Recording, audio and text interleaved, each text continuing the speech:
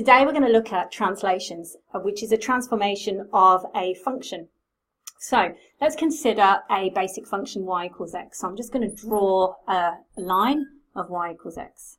Okay, so it goes in both directions. There's the x-axis, there's the y-axis. So this is just y equals x.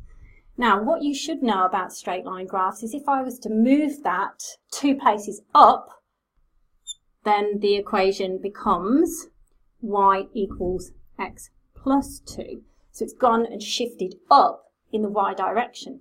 And if I was to go the same backwards down to the negative direction, the line obviously is still the same line, but it's just been shifted down 2 places, is the line y equals x minus 2, where the y-intercept is minus 2. Now, if we look at this in general function form, we can say that any graph that was y equals f of x, if it's had a vertical translation, we can say that the new graph has a vertical shift in the form of f of x plus c. Now, c could be positive or negative. And this gives us a shift of any particular function up or down in the y direction. Now, there's another type of shift, and that's the horizontal shift. So looking about graphs moving left or right. So I'm going to use a quadratic to show you that. I'll just clear some space. All right, so now I'm going to look at horizontal shifts. So I'm going to just draw a couple of quadratics. So the first one I'm going to draw is y equals x squared. So it's just your basic quadratic graph. And what I'm going to do is I'm going to shift that in the positive direction.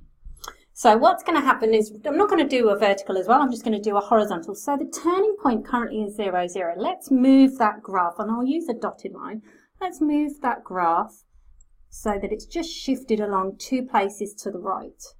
So it's there. Now that graph, if you remember anything about quadratic graphs, that has a root of 2. And when we place that in factorized form, we actually get y equals x minus 2 squared. So what we actually see is that the sign inside the bracket is the opposite sign for where the turning point actually is in the x-coordinate of the turning point. Let's look at what happens when we shift the graph to the left. So just horizontally, again I'm going to do a dotted line.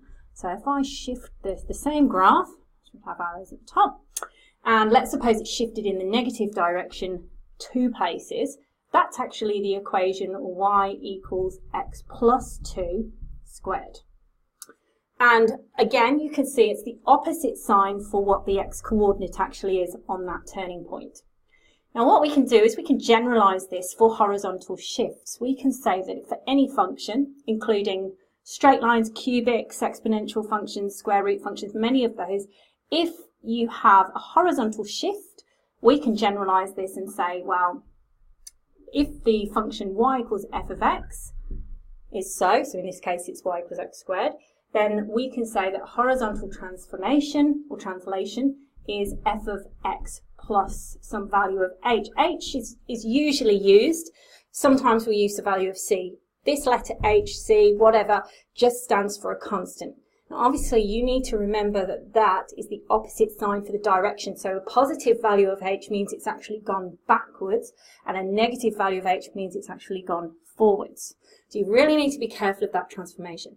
Now the other kind of transformation that you can get, or translations, is when you combine a horizontal and a vertical. So I'm going to clear the space and show you that. So I'm going to give you the general form for translations when there's been a horizontal and a vertical shift. So if we've got a function, any function, could be any of the quadratics, exponentials, reciprocal functions, cubics and so on. If you wanted to shift horizontally and vertically, the general form is f of x plus a horizontal move. Remember, you have to change the sign of that, so just be careful. And then plus a vertical shift. Sometimes we use the letter C, sometimes we use the letter K. K is probably the most common. As you can see earlier in the video, I used C. It doesn't really matter, it's just a constant of how much of a vertical shift it's moved.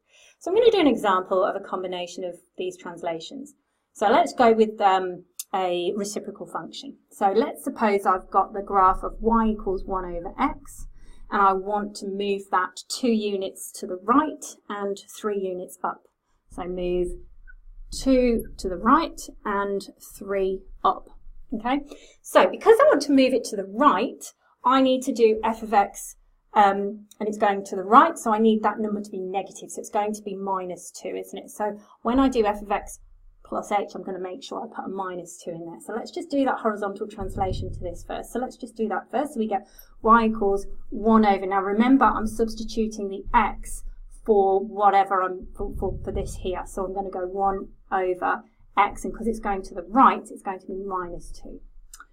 Now let's apply that plus vertical shift. Well, I want to move it up positive 3, so it just becomes plus 3.